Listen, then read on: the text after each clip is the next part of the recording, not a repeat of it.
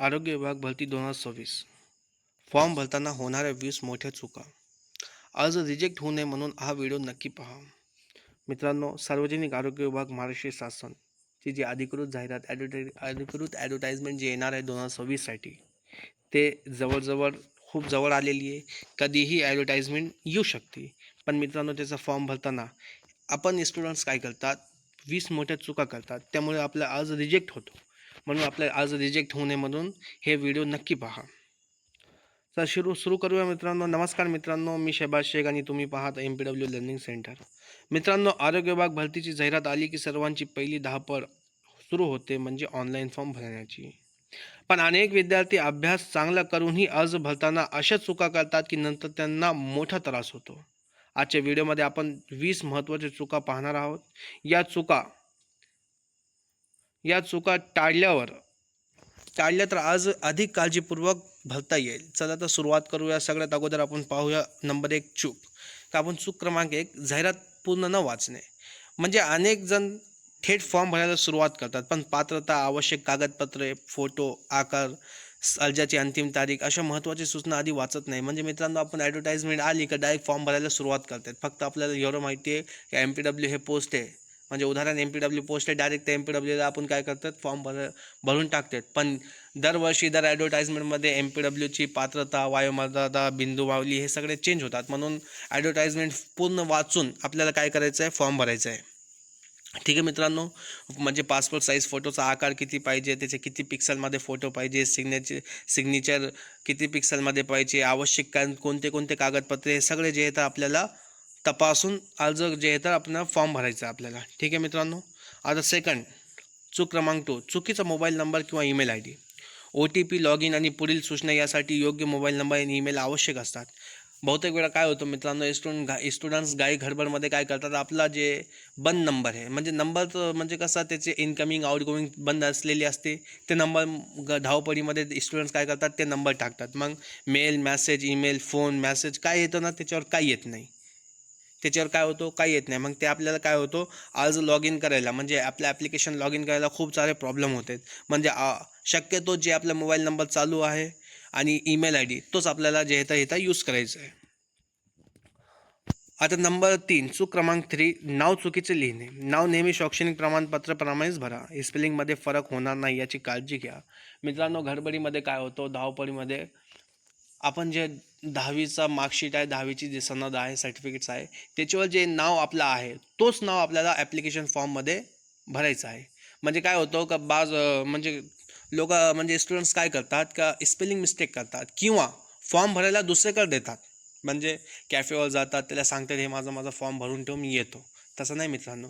जे कॅफेवाला आपला फॉर्म भरायला आहे त्याच्यासोबत आपण बसायचं, त्याला प्रत्येक स्पेलिंग आपल्याला तपासायची आहे तर कोणती स्पेलिंग आपली मिस्टेक झालेली आहे का. सगळ्यात अगोदर सरनेम, नेम, मिडल नेम आणि फर्स्ट नेम हे सगळं आपल्याला तपासायचं का आपलं नाव बरोबर आहे का, मोबाईल नंबर आपला बरोबर आहे का, ईमेल ID आपली बरोबर आहे का, जन्मतारीख आपली बरोबर आहे का. सगळ्यात महत्त्वाचे हे गोष्टी असतात. ठीक आहे मित्रांनो. आता चूक क्रमांक 4, जन्मतारीख चुकीची भरणे. डेट ऑफ बर्थ ही प्रमाणपत्रानुसारच भरा. म्हणजे मित्रांनो, 10वीची जे सनद आहे, 10वीचं जे सर्टिफिकेट आहे तेच प्रमाणे आपल्याला डेट ऑफ भरायची आहे. खालीवर होणे टाळा. आता मित्रांनो, चूक क्रमांक 5, चुकीची कॅटेगरी निवडणे. सगळ्यात काय होतं मित्रांनो, गडबडीमध्ये, धावपळीमध्ये आता स्टुडंट्स काय करतात का ॲडव्हर्टाइजमेंट आली ना, शेवटच्या तारीखला म्हणजे फॉर्म फिलअप करतात. म्हणून काय होतं, गडबड होती. म्हणजे open OBC, SC ST EWS किंवा OBC वाले ओपन करतात, ओपनवाले SC करतात, SC वाले ST म्हणजे हे स्वतः नाही करतात, ते धावपळीमध्ये गडबडमध्ये होऊन जातं किंवा इतर कॅटेगरी निवडतात. म्हणून मित्रांनो, एकदम लक्ष करून आपल्याला कॅटेगरी निवडायची आहे. आता चूक क्रमांक 6, पात्रता न तपासता अर्ज करणे. ज्या पदासाठी आवश्यक शैक्षणिक पात्रता आहे ती स्वतःकडे आहे का हे आधी तपासा. म्हणजे जे पोस्टसाठी तुम्ही फॉर्म भरताय त्याची इलिजिबिलिटी, त्याचे सर्टिफिकेट्स आपल्यापाशी आहे का, आपण त्यासाठी पात्र आहे का, हे सगळ्यात अगोदर तपासा. नंतर ते पोस्टसाठी अप्लाय करा. ठीक आहे. चूक क्रमांक 7, आवश्यक कागदपत्रे तयार नसणे. डॉक्युमेंट शेवटच्या क्षणी शोधण्यापेक्षा आधीच व्यवस्थित तयार करून ठेवा. आता मित्रांनो, ॲडव्हर्टाइजमेंट येण्याच्या अगोदर आपल्याला कोणते कोणते डॉक्युमेंट्स इम्पॉर्टन्स आहे, कोणते कोणते डॉक्युमेंट्स म्हणजे डोमिसाईल आहे का, कास्ट आहे, व्हॅलिडिटी आहे, नॉन क्रिमिनल आहे, नॉन क्रिमिनल वैध आहे का, काय एक्सपायर झालेलं आहे, सगळं आधीच तपासा. नंतर खूप प्रॉब्लेम होतो. चूक क्रमांक 8, फोटो चुकीच्या फॉर्मॅटमध्ये अपलोड करणे. जाहिरातीत दिलेला आकार, साईज, फॉर्मॅट आणि सूचना पाळा. म्हणजे जेव्हा आपण फॉर्म भरतोय किंवा कॅफेवाला फॉर्म भरतोय तर त्याला सांगायचं का भाई फॉर्ममध्ये म्हणजे ॲडव्हर्टाईजमेंटमध्ये एवढ्या एवढ्या पिक्सेलचा एवढ्या एवढ्या साईजचा आपल्याला फोटो दिलेला आहे, ते साईजचा त्याचा आकार बदलून पिक्सेल बदलून आपल्याला GPG किंवा PDF फॉर्मॅटमध्ये आपल्याला फोटो अपलोड करायचे आहे. ठीक आहे मित्रांनो. सिग्नेचर स्पष्टपणे अस्पष्ट अपलोड करणे म्हणजे स्वच्छ आणि स्पष्ट सिग्नेचर वापरा. म्हणजे आपण जेव्हा सिग्नेचर करतात ते एक ब्लँक व्हाईट पेपर घ्या. काय करा, ब्लँक व्हाईट पेपर घ्या, ब्ल्यू किंवा ब्लॅक पेननी सिग्नेचर करा आणि त्याला चांगल्या पद्धतीने एकदम एकदम क्लिअर दिसेल म्हणजे क्लिअर दिसण्यासारखी त्याला स्कॅन करून काय करा आपल्या मोबाईलमध्ये ठेवा. चुकीचे डॉक्युमेंट्स अपलोड करणे म्हणजे ज्या डॉक्युमेंटची मागणी आहे तोच योग्य डॉक्युमेंट्स अपलोड करा. मित्रांनो तुम्हाला सांगितलेलं आहे की इथं SI सर्टिफिकेट अपलोड करा आणि तुम्ही अपलोड करायला तिथं डोमसाईल. असं नाही व्हायला पाहिजे. गडबडीमध्ये असं होतो, बहुतेक वेळा होतो आणि त्याची नंतर आपल्याला खूप प्रॉब्लेम होते. जेव्हा आपला फॉर्म रिचेक होतो ना तेव्हा खूप प्रॉब्लेम येतात. म्हणून लक्ष करून आपल्याला फॉर्म भरायचा आहे आणि लक्ष करून जे तर आपल्याला कॅफेवाल्याला पण सांगायचं आहे का इथं हे डॉक्युमेंट्स अपलोड करायचं आहे. म्हणून आधी यूट्यूबवर जे व्हिडिओ येतात का फॉर्म अशा पद्धतीने भरत ते एकदम नक्की आपल्याला पाहायचं आहे, मग आपल्याला ट्राय करायचं आहे. ठीक आहे मित्रांनो. आता अर्ज भरल्यानंतर प्रूव्ह न पाहणे म्हणजे आपण गडबडीमध्ये काय करतो का आता शेवटची तारीख आहे चला अर्ज भरली आणि डायरेक्ट अर्ज भरून आपण काय करतात निघून जातात. पण नाही मित्रांनो, जेव्हा आपल्याला पेमेंट करायचं असतं म्हणजे ॲप्लिकेशनचं पेमेंट करायचं असतं ना तर एकदा आपला पूर्ण अर्ज जे आहे तर रिव्ह्यू करून पाहायचं आहे का आपण बरोबर माहिती योग्य ठिकाणी योग्य माहिती भरलेली आहे का नाही. ठीक आहे. म्हणजे सबमिट करण्यापूर्वी प्रत्येक माहिती पुन्हा तपासा. आता अर्ज शेवटच्या दिवशी भरणे. शेवटच्या दिवशी तांत्रिक अडचणी येऊ शकतात.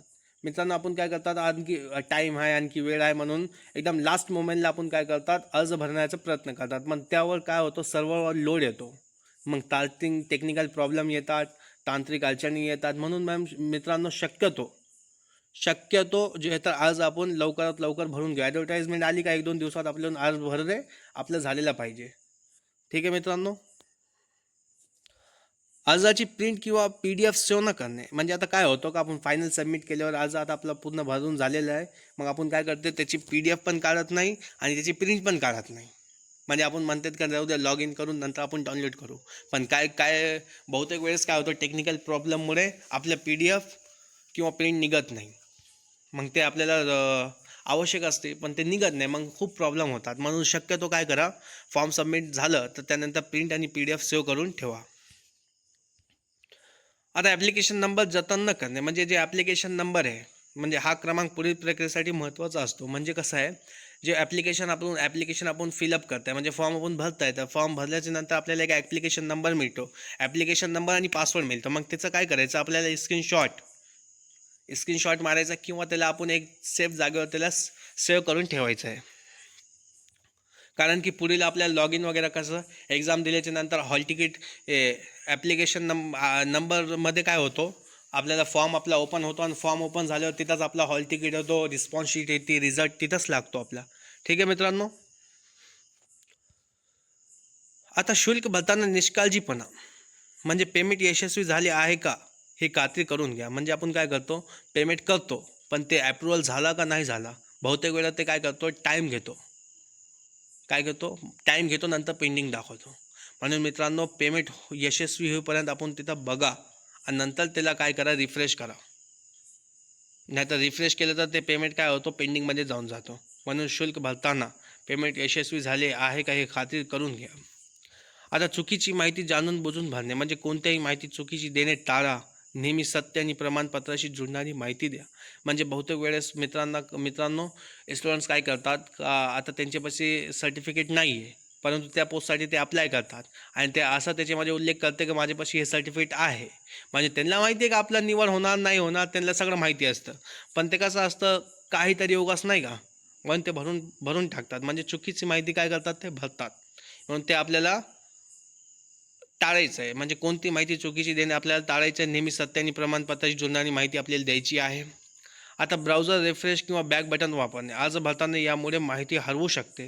जेव्हा पण आपण अर्ज भरायला ॲप्लिकेशन भरायला आपण सुरुवात केली तर कधीही रिफ्रेश किंवा बॅक बटन आपल्याला वापरायचं नाही. कारण की त्याच्यामध्ये काय होतं, आपण जे माहिती सेव्ह केलेली आहे ते एकदम ऑटोमॅटिक हरवून जाते, म्हणजे डिलीट होऊन जाते. ठीक आहे मित्रांनो, इतरांच्या सांगण्यावर अवलंबून राहणे. फॉर्म स्वतः समजून भरा किंवा विश्वासार्ह व्यक्तीची मदत घ्या. म्हणजे ते एखादा म्हणायला का माझे ह्याच्यावर भरा, मी भरून टाकतो, त्याच्यावर म्हणजे भरोसा आपल्याला करायचा नाही.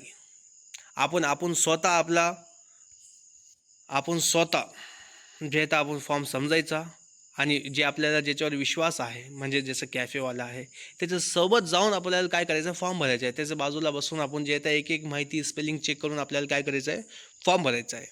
आता मित्रांनो, अधिकृत वेबसाईटऐवजी इतर लिंक वापरणे. नेहमी अधिकृत वेबसाईटवरून अर्ज करा. म्हणजे आता सार्वजनिक आरोग्य विभागची एक ऑफिशियल वेबसाईट असते, तिथं ते काय करतात, अप्लाय ॲप्लिकेशन काय ऑप्शन येतो, अप्लाय ॲप्लिकेशन, म्हणून तिथूनच आपल्याला काय करायचं आहे, आपल्या पोस्टला अप्लाय करायचं आहे. आणि घाईघाईत सबमिट करणे. एकदा फायनल सबमिट केल्यानंतर अनेक वेळा माहिती बदलता येत नाही. म्हणून मित्रांनो, शेवटचा रिव्ह्यू नक्की पहा. आपण काय करतो का, फॉर्म भरलं का आपण काय करतो, घाईघाईमध्ये त्याला सबमिट करून टाकता. पण तसं नाही मित्रांनो, एकदा आपल्याला माहिती बरोबर आहे का नाही हे एकदम रिव्ह्यूमध्ये कन्फर्म करायचा, नंतरच आपल्याला काय करायचं आहे, माहिती भरायची. म्हणून मित्रांनो, हे 20 चुका होते आपले, जे आपल्याला प्रत्येक फॉर्म भरताना जे येतात अडचणी येतात, आणि प्रत्येक फॉर्म भरणाऱ्याला हे चुका टाळावेत. म्हणून हे व्हिडिओ बनवायचा माझा एक एक उद्देश हेच होता का हे चुका आपले होतात. म्हणून एक एक पॉईंट, एक एक चूक मी तुम्हाला दाखवली.